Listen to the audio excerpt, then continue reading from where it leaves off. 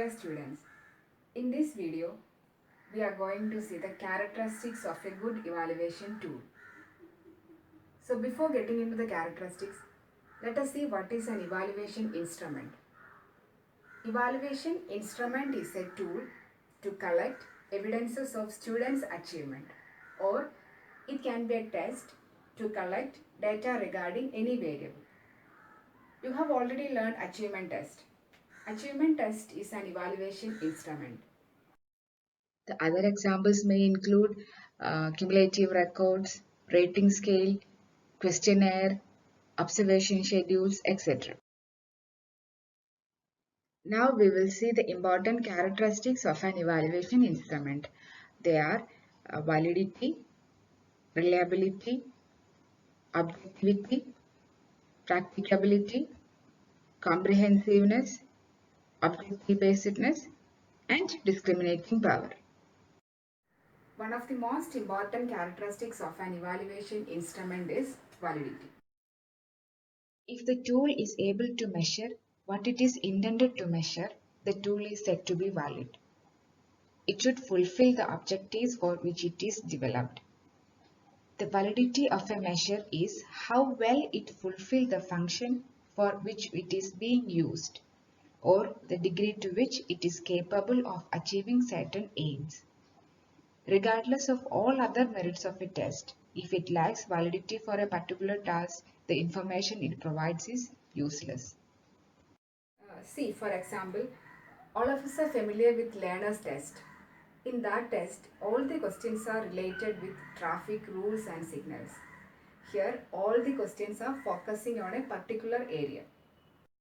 If the test has a poor validity, there is no justification for using the test result for their intended purpose. If the test lacks validity, the information it provides is useless. So therefore, actually validity is the extent that results present reality. Validity is a multifaceted concept. A test may possess many validities. It may be highly valid for one purpose, but it may not be for others. Here we are going to discuss different types of validity. The different types of validities are content validity, criterion validity, and construct validity. Content validity refers to the extent to which the items on a test are fairly representative of the entire domain of the variable it seeks to measure.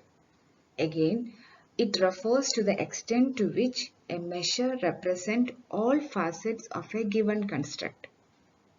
Suppose we are going to prepare a tool to measure creativity of students. So the tool should include questions from all the dimensions of creativity. If it fails to represent any of the dimension, the tool may not have content validity. The another type of validity is criterion validity. Criterion validity is used to measure the ability of an instrument to predict future outcome. Here we can say that a test has this type of validity if it is useful for predicting performance or behavior in another situation, sometimes in present or in future. So more simply, criterion validity answers the question, does the test reflect a certain set of abilities? For example, the teaching aptitude test must predict the teaching competency of the individuals. Another type of validity is construct validity. It deals with whether the tool is measuring the correct construct. That can be a trait, an attribute, an ability, or skill. Okay, just imagine what will happen if the tool prepared for measuring social intelligence finally measures something else. We have seen three different types of validity. Now we are moving to another characteristics, that is reliability. Reliability of a tool refers to the degree of consistency and accuracy of the test result. If the evaluation gives more or less the same result every time it is used, such evaluation is said to be reliable. Here, as an example, we can say that a teacher conducted an IQ test for her students and she got results also. And after 3 months, again she implemented the same test to the same sample. But this time, the result was entirely different. Is the tool reliable? Definitely no. The tool is not reliable. Consistency of a tool can be improved by limiting subjectivity of all kinds. So by limiting subjectivity, we can make the tool more reliable.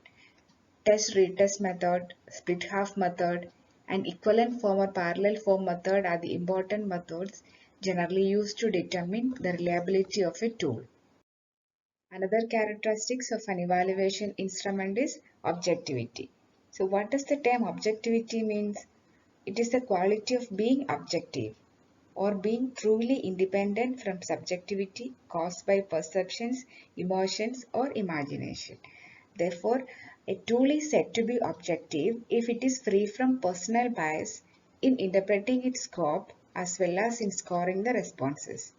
Objectivity is one of the most primary prerequisite required for maintaining all other qualities of a good test. Another one is practicability. A tool, however well it satisfies all the above criteria, may be useless unless it is not practically feasible.